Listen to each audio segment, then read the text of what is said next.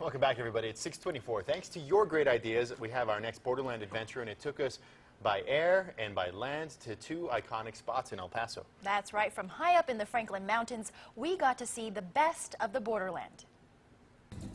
Cruising along Scenic Drive in El Paso puts you in the front seat of what many call the best view in the Sun City. When you're driving around, you really have no idea what you're looking at until you come up here and go, wow, it's amazing. The 1.5-mile drive wraps and winds the Franklin Mountains, which also serves as the beginning of the Rocky Mountain Range. At the crest of the ride, this flagpole viewing area. Historian Bernie Sargent says it's a place to reminisce. What makes Scenic Drive so special?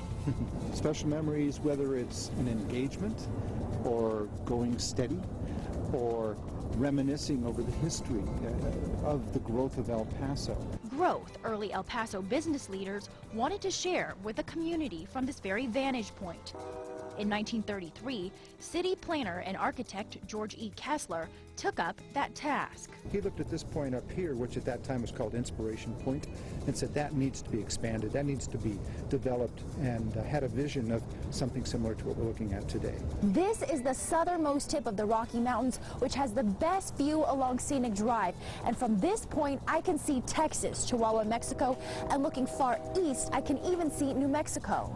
While many come for the view, it's also a window into the Borderland's history. The population in El Paso growing between 1881 and 1920 from a few hundred to nearly 80,000 people. It was so packed coming up here that, I mean, it was bumper to bumper people all day long just wanting to get this panoramic view. And the history is just evident in this whole area. If that wasn't impressive enough, 5 minutes away is the Weiler Aerial Tramway.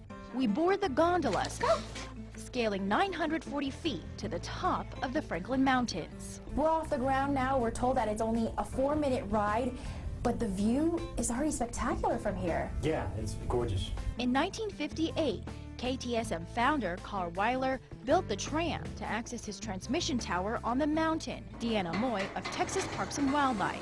Just because of the views, and you guys will get to see the views right now, he decided he wanted this to be open to public, to have the whole El Paso community come and enjoy the views from the top here. An estimated 600 people take the tram every weekend, ascending the mountain to the very top, 5,600 feet above sea level. We're on the observation deck on top of Ranger Peak, and it is stunning up here. Yeah, you really get a 360-degree view of the Sun City and the mountains. It's absolutely beautiful. Sights that never cease to amaze, putting a pause on life for a picture-perfect view of the Sun City. And by the way, if you want to ride the tram, you can every Friday, Saturday, and Sunday. It will cost you about $8 per person. That was so much fun, wasn't it, Daniel? It was a great time, yeah. It was my first time on the tram, actually. Shame, I'm an El Pasoan, but I'd never been up there. It's really beautiful. It's a breathtaking view. We encourage a lot of people to go ride that tram if you haven't already. And, of course, thank you to our wonderful photographer, Andrew, who shot this piece just beautifully.